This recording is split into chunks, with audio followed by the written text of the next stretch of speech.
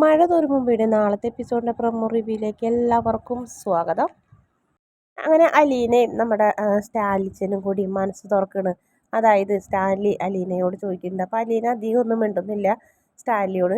അപ്പോൾ സ്റ്റാൻലി ചോദിക്കുന്നുണ്ട്, ആ മേനോനെ ഞാൻ എപ്പോഴെപ്പോഴും ശ്രദ്ധിച്ചല്ലോ, അച്ഛ അച്ഛ എന്നിങ്ങനെ വിളിച്ചുകൊണ്ടിരിക്കണേ, പിന്നെ എന്നെ എന്താ മോൾക്ക് പപ്പാന്ന് വിളിച്ചാൽ?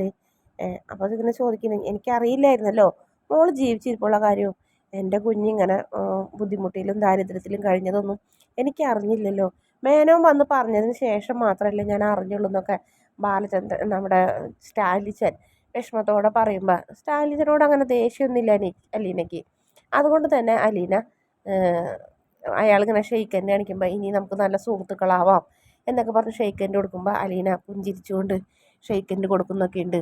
പിന്നെ പപ്പാന്നും വിളിക്കുന്നുണ്ട്. അതിനുശേഷം പിന്നെ അലീന മടി കൂടാതെ ലാലിച്ചനെ പപ്പാന്ന് വിളിക്കും.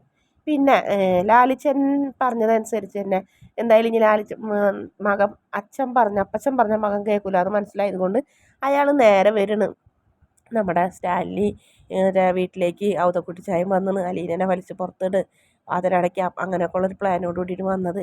അവിടെ വന്നു കഴിയുമ്പോൾ ലാലിച്ചനായിട്ട് സംസാരിക്കുക. അപ്പോൾ ലാലിച്ചൻ പറയും, അപ്പച്ചൻ എന്ത് പറഞ്ഞാലും ഇനി എൻ്റെ മോളെ ഞാൻ ഉപേക്ഷിക്കില്ല. ഇത്രയും കാലം 23 വർഷം മോൾ ദുരിതത്തിലും ദുഃഖത്തിലായിരുന്നു, അത് മതി. ഇനി എൻ്റെ മോള് കുറച്ച് നാൾ സന്തോഷത്തോടെയും സുഖത്തോടെയും ജീവിക്കട്ടെ.